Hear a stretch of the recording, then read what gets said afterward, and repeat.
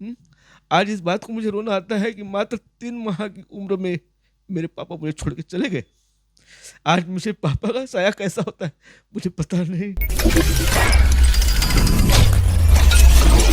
नमस्कार दोस्तों, फिर एक बार स्वागत करते हैं आपका विदर्भ सम्राट न्यूज़ चैनल में। फिर एक बार नए मुद्दे को लेकर हम आपके सामने उपस्थित हुए।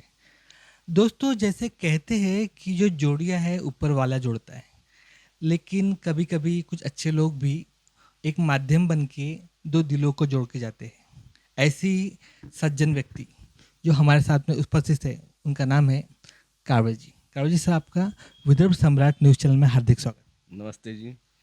सर, मुझे ये बताइए कि जो आपने जैसे योग शिक्षा के बाद में एक अचानक ऐसा क्या हुआ जो आप लोग दो दिलों को जोड़ने पर आ गए? आप दो दिलों को जोड़ रहे, इतना ही नहीं, बहुत सारे आपने विवाह के माध्यम से बहुत सारे संस्कार और बहुत सारे लोगों को एक साथ किया है। क्या बोलेंगे इस बार? देखो, यह जो जो कुछ भी मुझे प्राप्त हुआ है, ये तो गॉड गिफ्ट है।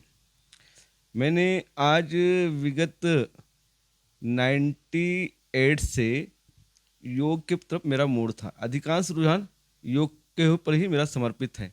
ना आज मेरी जो पहचान है, योग ही है। योग, एक्यूप्रेशर, अरे समाज सेवा। मैंने ऐसे कई आज 93 से शादी जो विवाह गठबंधन जोड़ने का काम किया है। 93 में पहली शादी मैंने तय करवा दी थी। यह एक मेरा एक जुनून है। विवाह, गठबंधन और मार्गदर्शन, ये आज समय की मांग है। क्योंकि शादी तो परमपिता परमात्मा ने जोड़ चुका है, लेकिन उस रिश्तों को तय करने के लिए ऐसे कई सेवाभावी संस्थाएं हैं, कोई ऐसे व्यक्तिमत्व हैं, तो इनके माध्यम से शादियां जुड़ती हैं। वैसे तो जो कुछ भी है, मेरा कार्य क्षेत्र ऐसा है, केवल दो परिवार को एक मंच पे लाना, दो परिवार को एक मंच पे लाना, और फिर अपनी शैक्षणिक योग्यता के अनुसार तय करना है उस माता पिता और उस बेटा बेटियों का कार्य है। पहले माता पिता जोड़ लेते थे। पहले का एक जमाना दौर था कि माता पिता तय कर रहे थे। आजकल की बेटी भी कहती है कि मैंने बेटे से बात करनी है, बेटा भी कहता है बेटी से बात करनी है। हाँ, तो अपने शैक्षणिक योग्यता के अनुसार लोग अपना चयन कर सकते हैं। मैंने इसको मद्देनजर एक सकारात्मक सोच के साथ, नई संकल्पना के साथ एक कार्य शुरू किया है। अपने मेरे हर माह के दूसरे रविवार को दोपहर 1 बजे से 3 बजे तक परिचय सम्मेलन लेने का ठहराया है, जिसमें बेटा बेटी स्वयं वहां आके अपने शैक्षणिक योग्यता अनुसार, अपने पारिवारिक योग्यता के अनुसार चयन कर सकते हैं। वहां बेटा बेटी सब परिवार के साथ मिलकर चर्चाएं करके अपना भावी जीवन साथी चुन सकते हैं। और ये आज समय की मांग है, क्योंकि केवल सुंदर चेहरा देखकर शादी ना करें, मंच और पंच के माध्यम से ही शादी जुड़े, ताकि आपके जीवन में कभी गतिरोध उत्पन्न ना होए। एक कभी कभी क्या होता था, पहले पिताजी ने देख लिया, पिताजी ने बोल दिया, तय कर लिया, और बाद में बेटी को लड़का पसंद नहीं है, ना बेटे को लड़की पसंद है। ऐसी स्थितियां नहीं है, आज भयावह स्थितियां हैं। तो इसके लिए इस मंच और पंच का सहारा लेते हुए अपना भावी रिश्तेदारी तय करें। सर, जो आप कार्य कर रहे हैं, बहुत मानव हित के लिए कार्य कर रहे हैं। सर, आपका प्रेरणा स्रोत कौन है? क्या बोलेंगे, किससे प्रेरणा आपको मिली? ये वैसे तो ये सब मेरे को गॉड गिफ्ट है, लेकिन इसको एक नई दिशा, नई ऊर्जा प्रदान करने वाले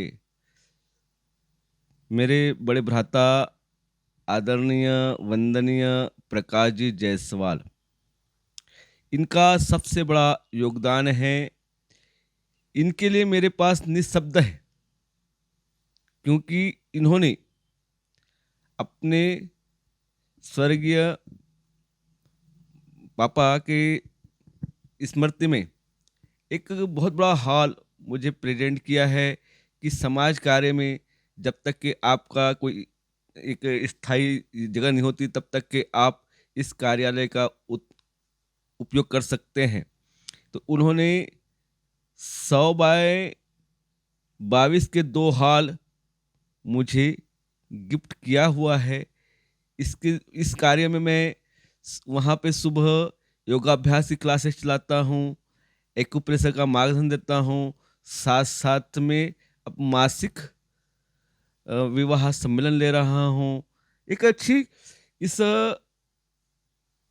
आज मेरी पहचान देने वाले कोई है तो है आदरणीय प्रकाश जी जायसवाल। तो जो आपका कार्य चल रहा है, मानव हित में कार्य चल रहा है सर, अब तक आप कितने घर जोड़ चुके हैं, कितने जो है परिवार को जोड़ चुके हैं? अब तक के मैंने हजारों बेटा बेटियों का रिश्ता जोड़ा है।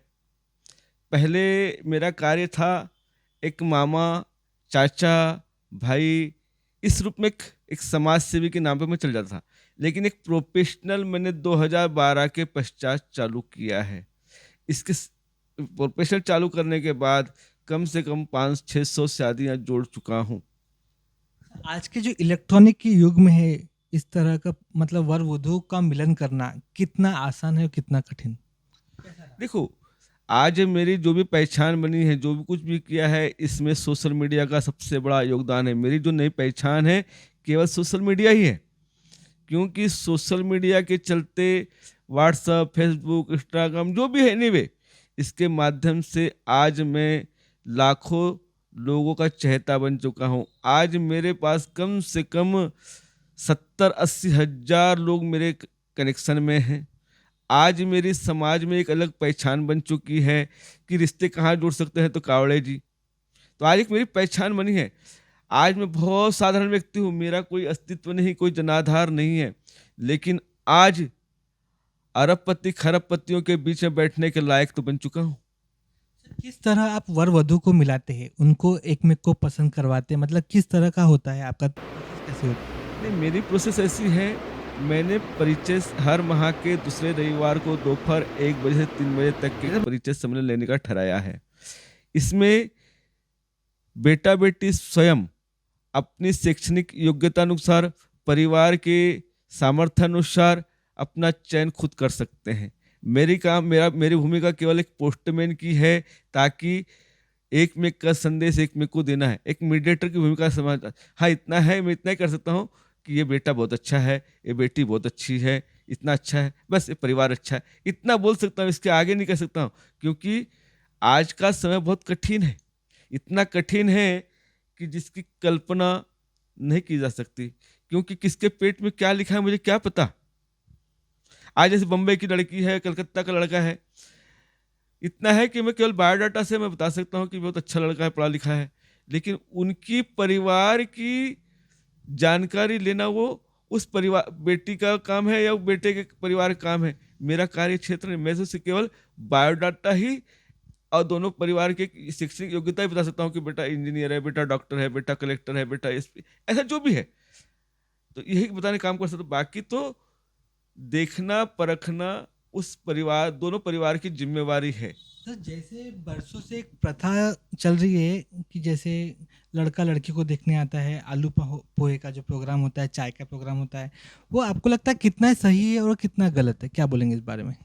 ये कार्य बहुत ही गलत है। इसी को एक सकारात्मक संकल्पना के साथ मैंने सोचा है कि बेटा बेटी के यहाँ चाय पोहा की प्रथा बंद हो। इसका कारण ऐसा है कि किसी भी बेटी का या किसी बेटे का अपमान ना हो। आज क्या होता है, कई बार बेटा बेटियां देखने के लिए लाखों रुपए खर्चा होता है और हासिल कुछ नहीं होता है।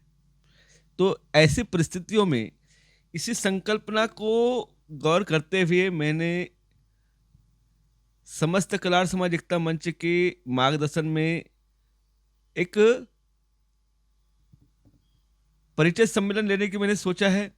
हर माह के दूसरे रविवार को दोपहर 1 बजे से 3 बजे तक परिचय सम्मेलन आयोजित किया है। उसके पश्चात लोग आपस में बैठ के चर्चा कर सकते हैं, संवाद कर सकते हैं, फिर बेटा बेटी सब परिवार के साथ आपस में मिल सकते, अपने शैक्षणिक योग्यता के अनुसार बैठ सकते हैं और परामर्श कर लेते हैं। ये होता है कि जब शादी के लिए जब वर वधु एक में को तलाश करते हैं तो हमको ऐसा लड़का चाहिए या फिर हमको मुझे ऐसी लड़की चाहिए। ये खोज जो शुरू होती है तो आपको ये खोज को आप कैसे अंत देते हैं, उनको कैसा क्या मिलाते हैं? ये तो सब कुछ सोशल मीडिया, इसका सबसे बड़ा मेरे लिए कोई है वरदान है तो सोशल मीडिया। क्योंकि सोशल मीडिया के माध्यम से, व्हाट्सएप के माध्यम से, फेसबुक के माध्यम से सबके बायोडाटे मेरे पास में आ जाते हैं। इससे फिर बेटी डॉक्टर है, हाँ भाई ये डॉक्टर है, तो डॉक्टर का फॉरवर्ड कर दिया। ऐसे इस प्रकार से मेरा कही है, बेटा इंजीनियर है, इंजीनियर, बेटा वकील है तो वकील, जो एक लेक्चरार है तो लेक्चरार। इस प्रकार से हमने एक समन्वय बनाया है। बेटा एक अच्छा वेल क्वालिफाइड है तो उसको वेल क्वालिफाइड बहू मिले, बीवी मिले। तो ऐसी परिस्थिति में चैन काम तो उनका ही है ना। ऐसा कई बार होता है कि जैसे पति का देहांत हो गया, अभी पत्नी का देहांत हो गया, उसके बाद विधवा और वधुर या फिर जिसका डिवोर्स हो गया है, ऐसे लोग भी होते हैं जो शादी करना चाहते हैं लेकिन उनकी जो जीवन शैली वो रुक जाती है। तो ऐसे भी आते हैं कि आपके पास? नहीं, मेरे पास में अभी कम से कम पिछले 40-50 रिश्ते मैंने जोड़े हैं, विधुर विधवा घटस्फोटित के। तो क्योंकि उनके लिए समाज में कहीं स्थान होता है, उनको लोग तुच्छ दृष्टिकोण से देखते हैं।